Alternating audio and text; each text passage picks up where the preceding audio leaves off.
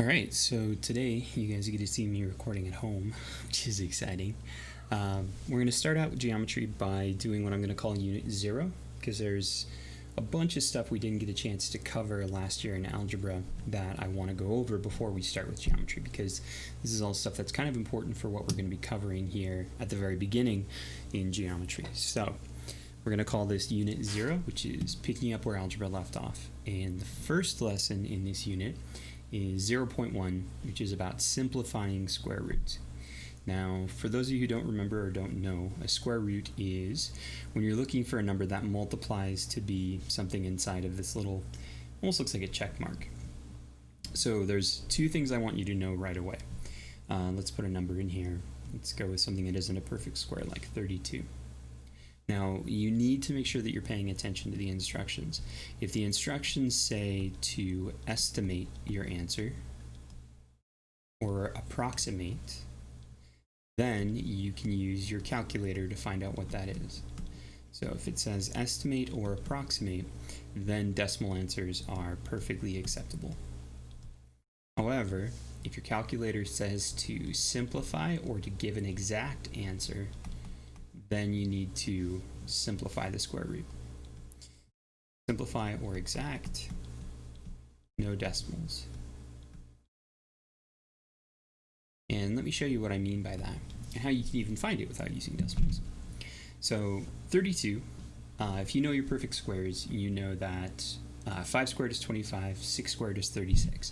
So this is going to end up being somewhere between 5 and 6. And if you were to use your calculator, I want to say this is probably going to end up being like 5.5, something like that, 5.5 or 5.6. But if you're simplifying, it's going to look completely different.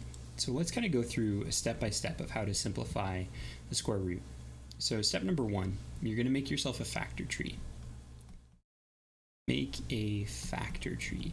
And I'm sure you guys remember doing this a little bit way back when in, I don't know, probably 5th grade, maybe even 3rd or 4th. But factor tree is when you take a number, which is a composite number. In this case, it's a composite number because it's made up of, it's not prime. It has factors other than 1 in itself. And you're going to break it up into prime numbers. Remember, 1 isn't a prime number, so they'll do like 1 and 32. So for 32, there's a lot of different ways I could break it down. I could do 2 and 16. I could do 4 and 8.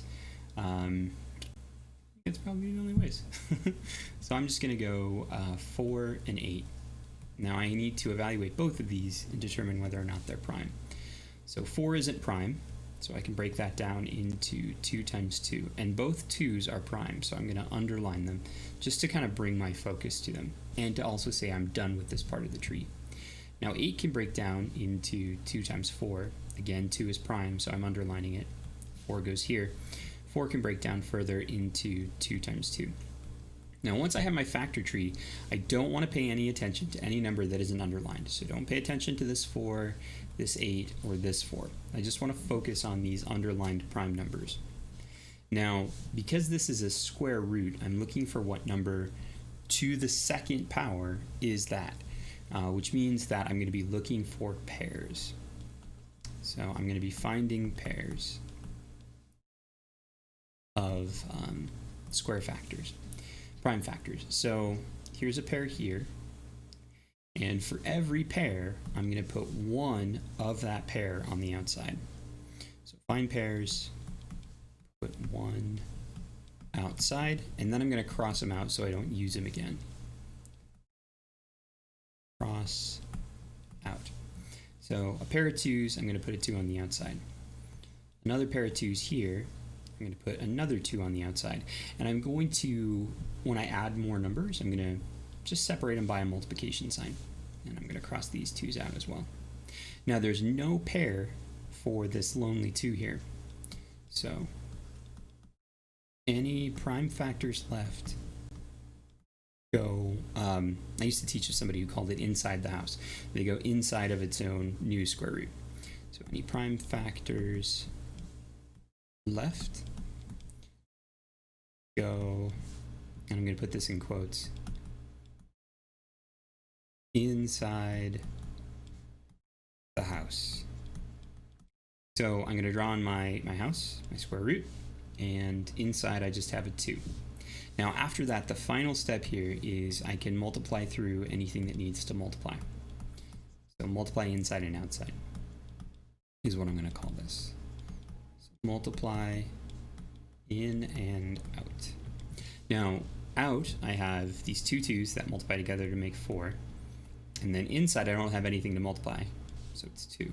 So this here, 4 square root 2, this is the simplified version of the square root of 32. So if you're doing your assignment and the instructions say to give a simplified answer or an exact answer, that means it needs to look something like this. If it asks you to make an estimate or an approximation, then you would use your calculator and you get 5.562 whatever the square root of 32 ends up being. All right, let's take a look at this with another example, and let's do the same kind of step-by-step process here. So if you didn't catch any of this, I'm going to leave this up on screen for just a second, and then we're going to do another example. So pause now if you didn't get any of that. All right, so taking a look at, let's do another example.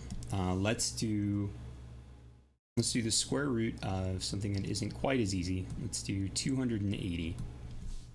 Now, if you forgot your factor rules, I think I have a poster somewhere in my classroom about that, but any number that ends in 0 can be divisible by 10, so I'm just going to use 10 right away. So I'm going to split 280 into 10 times 28. Now 10 I know isn't prime because it can break into 2 times 5, and both of these are prime, 2 and 5. 28 can break into 4 times 7. 7 is prime, 4 is not. And 4 breaks into 2 times 2. So I've got all my prime numbers underlined. And just to make sure, I'm going to scratch out any of these numbers that weren't prime, anything that didn't have an underline under it. So I'm kind of really drawing my focus in. So now I'm going to be looking for pairs of prime factors. So I have a pair of 2's, so I'm going to circle those, put a 2 on the outside, and then cross them out so I don't use them again. I don't have another pair of 2's, so I'm going to draw on my house, and I'm going to put a 2 inside the house. Cross it out because I used it. I don't have another pair of 5's, so I'm going to put times 5 inside the house. Cross it out because I used it. And I don't have a pair of 7's, so I'm going to put times 7 inside the house. Cross it out because I used it. So now there's only one number in this case that's outside the house. Now I'm going to multiply inside and outside. So now I've got 2 on the outside, and then on the inside I've got 2 times 5, which is 10, times 7, which is 70. So this simplified is 2 times the square root of 70. All right, so you should have your sheet, which will tell you what the assignments for this are. And there we go. That's simplifying square roots. If you have any questions, of course, feel free to let me know. And yeah, see you in the next video.